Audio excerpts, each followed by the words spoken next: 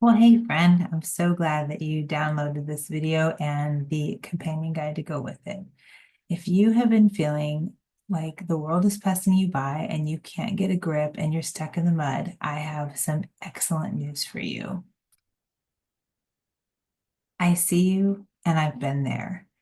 And I only wish there was somebody to sit down with me like I'm sitting down with you right now and look me in the eyes and say, this is totally normal and it's completely fixable. And it's not a life sentence. In this video, I'm going to share with you just some reasons why we feel emotionally stuck and consequently even physically stuck in our lives, whether it's moving forward in relationships, moving forward in your business, in your physical fitness, whatever it is, why this happens, and then some gentle practices to help get you up and out to feel like, okay, there is hope for me. Most of the time, what happens when people are stuck or in extreme adrenal fatigue, emotional exhaustion is they get into something called functional freeze. So everybody, Oh no! so everybody's heard of fight, flight, or freeze, faint or fawn, those types of amygdala nervous system responses.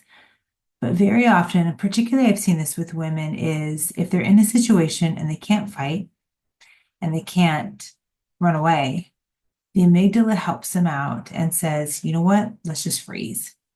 So think of it this way. You're watching a movie, watching your favorite show, and there's just a bunch of noise that happens. What do? Well, you hit the pause button because you don't want to miss what's going on and you're trying to hear what everybody else is saying. Your amygdala basically does that in your brain and then in your body and really and in your whole being. It hits the pause button so you don't necessarily feel emotionally, you don't progress, you go through the motions of life. It does this basically to keep you safe. And really, this would be a great time to hit the pause button and say, thank you, nervous system, for taking care of me when I could not take care of myself. And if you're like me, you might also want to say, thank you, God, for making my body this way and for giving me such an amazing nervous system that can so beautifully take care of me when I don't have the opportunity to do it for myself. So why do we get stuck? There's a lot of reasons why this happens. I mean, as many reasons as are people watching this video right now. You know, you could have gone through some emotional trauma and just didn't have a moment to process it. This happens so often, more often than not. And we talk about big T trauma, death, loss, that kind of thing, and even little T trauma. And I don't mean to minimize anybody's trauma by calling it big T or little t. It's just sometimes we have things that happen in life that seem bigger. And when I call it big T trauma versus little t trauma, really I'm measuring it by how much our body floods with hormones. So if you think about it this way, if you're driving along in the car and somebody stops in front of you, and even maybe you rear end them because stopped, they stopped cold and you were just not prepared for it, your body is obviously going to produce some adrenaline, cortisol, that kind of thing, because it's what happens when we're in a situation. That event, running into the back of somebody, and even if everybody's fine, maybe just have a little fender bender, it's just annoying with the insurance companies and all that, it still caused a little bit of trauma for you. You might be a little more anxious behind the wheel, all because the situation happened. But the amount of cortisol and adrenaline that was released at the moment is probably not going to be the same as if something really big happened. Again, a massive loss, the death of a loved one, that kind of thing. Those types of traumas release so much cortisol and so much adrenaline in the body that your mind imprints. And that's why we call it big T trauma. It really, to me, my own definition of it is just about how your physical body responds to it. Hope that makes sense. And so when we have these big T, little t traumas, a lot of times when they happen, we just don't have the wherewithal to deal with it right then and there. Again, fender bender, you're dealing with insurance company, yada, yada, you're trying to get all the things figured out. And by the time the dust settles, you don't want to think back and go, okay, well, let's see, how did that affect me emotionally? No, you need to get a rental car, you need to get your car fixed, you need to move on with your life. Very few people stop and go back and say, I wonder if that caused some emotional upheaval. We're just not taught that in our culture. So we do this enough times, right? Little things happen or big things happen, and we move on with our lives. We keep moving on with our lives. We don't pause and assess, did that affect me negatively? Putting any kind of dramatic event aside, there's other reasons why we get stuck. Fear of the unknown. I mean, change is hard, good change or bad change. I had a friend come move when I moved to Massachusetts. She came and moved with me and she was struggling. And I said, look, I know you chose this, but the fact is, no matter, even if we choose change, it's still difficult. And once we acknowledge and say, this is hard, making new friends, finding a new job, navigating city streets that you aren't used to navigating, dealing with certain weather, even if you choose this type of change, change is different. We are wired for survival. So when we do something that causes change, your body and even your mind will go, don't like this, let's rebel. And so all of these hormones get flooded, cortisol, adrenaline, as I mentioned before, and other things that may cause you to be afraid of something that's not known. Negative thought loops can also cause people to get stuck, burnout, undiagnosed conditions like anxiety or ADD, ADHD, those types of things. All of this can cause us to get stuck. Let's just ask a couple questions. Are you someone who overthinks small decisions? Do you feel constantly tired? Maybe things that you once loved kind of feel dull. You know, if you're somebody who really enjoys exercising or going for walks or reading a good book, writing, whatever it is, painting, and it just sort of lost that luster, you might be feeling a bit stuck.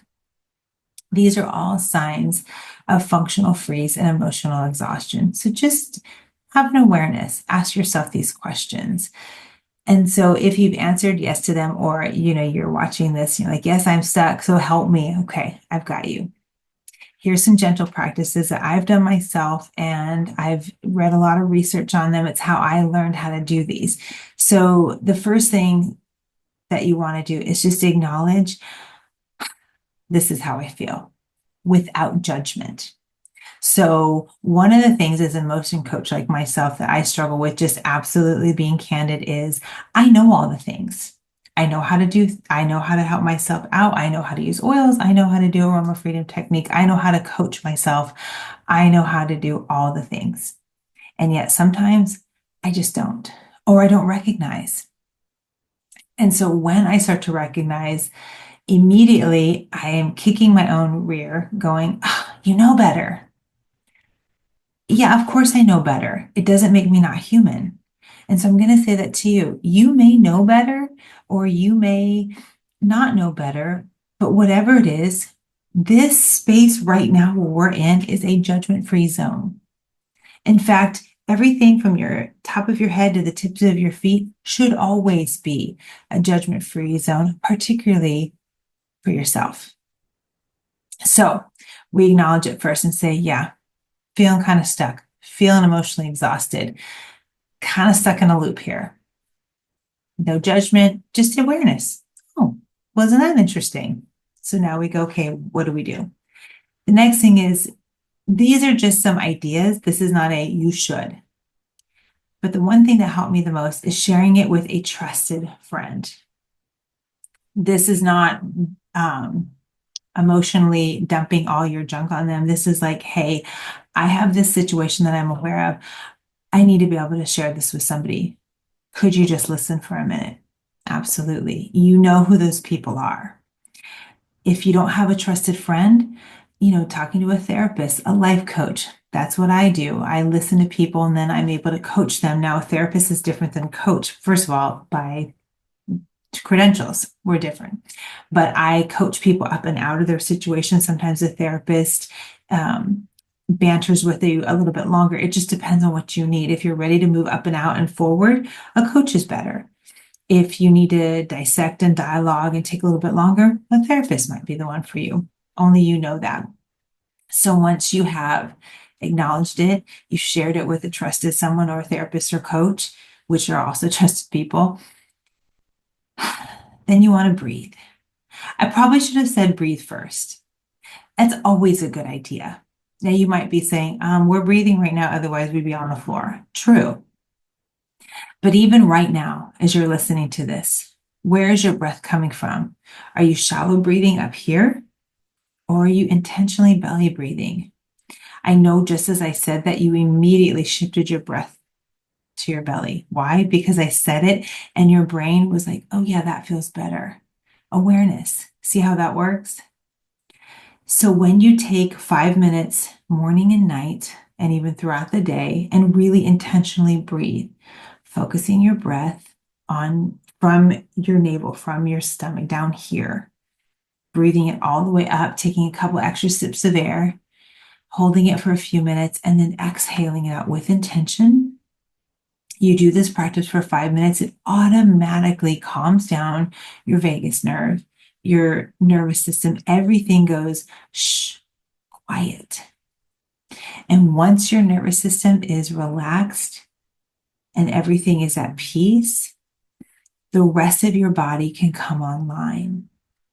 Now you do this for 7, 10, 14 days. You will start to see more clarity, and that exhaustion you once felt isn't going to be there because you're not constantly firing in fight or flight mode or freeze, functional freeze. For 5 minutes a day, hopefully 10 minutes because you do this morning and night, maybe 15 because you do it in the middle of the day at your lunch break. For that amount of time, doing something that you haven't done up until now signals to your body you're safe. You're not fighting for your life. You're in total peace and calm mode. This is so key. And just by breathing a few minutes a day, anxiety that was once felt, low moods that was once experienced actually shifts, and it moves into more of a relaxed state and an improved mood. Now, the final piece that I like to share with everyone is journaling. So if you are somebody that's like, I don't love to journal, you are now causing me more anxiety by suggesting it. Let me offer a couple of helps to you. Number one, I don't mean journal as in buy the prettiest, most expensive one you can find on Amazon and now writing all of your thoughts and feelings to your diary and worrying and freaking out about somebody possibly finding it. You could do all that. I don't recommend it. One thing that I like to explain to people before you even begin journaling is engage in something called brain dumping. I learned this from a woman who teaches an art class, of all things, Julia Cameron. She wrote this book called The Artist's Way. If you are an artist or creative at all, I highly recommend her work.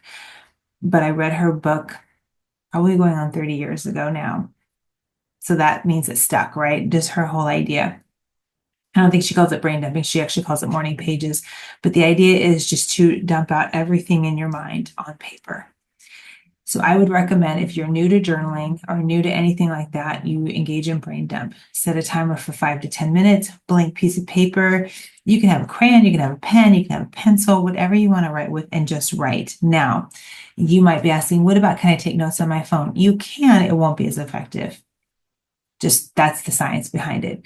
There is something very lovely about a tactile piece of paper and a pen, just the noise and the feel that it makes and the way that it slows you down. Because by now, most of us in this day and age, we go, we can do it really, really fast and almost mindlessly. When we engage pen to paper, just by the act of thinking about it and then getting it to our hand, slows us down. It's very healing. It's very therapeutic. 5 to 10 minutes, write whatever's on your mind. It's cold, it's hot outside, the sweater's itchy, my eyes are tired, whatever. It doesn't have to be anything positive. It's just like bleh, everything that's on your mind. Put it down. Timer goes off. You look at it. Okay, that's interesting. And you can pitch it in the garbage. Bonus points for burning it if you have a safe place to do so, I should add. Now, for those of you seasoned journalers or people who are like, you know what, I do want to get started and I'd like to start being more intentional, then you have some prompts.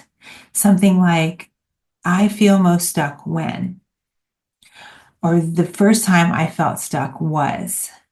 You start asking yourself questions that are open-ended. Now, if you need some yes or no journal questions, I have that. Simply just send me an email and I'm happy to send those yes or no processing type, very black and white questions. With that, you may want to set a timer and go ahead and 15, 20 minutes of just journaling your thoughts about feeling stuck, about when this began. And then finally, when you're finished journaling, look at that, read it for what it is, maybe what it's not. We can find a lot of truth and think, oh, I didn't realize I really thought that. And then we can start to speak truth to it. And the next day you journal, write what it would be like to not be stuck. What kind of life does that look like? And go from there. Remember this, becoming unstuck is a process. It's just like lifting weights or working out. We don't get results immediately and overnight. You didn't get stuck in a day, and we don't get unstuck in a day. So it's a process. Celebrate every small shift. Every day you will see small progress. Celebrate that. Send me a note. Tell me how your progress is going. Keep going through the PDF that you've downloaded. And if you're ready to go more, if this spoke to you and you have felt a pretty good shift and you're ready for more, then join me in an emotion reset call. Let's have a conversation about doing some one-on-one coaching, or even join our sanctuary, a spot on my website where you can come and get some emotion help just as you need. All of this is available to you for you when you're ready, however you're ready. Most of all, you deserve to feel light and free. You deserve to feel effortless and limitless. And that is my hope and prayer for you, that you walk through this life feeling that way every single day. Thank you for watching this. I will see you next time. Thanks for watching. Don't forget to like and subscribe.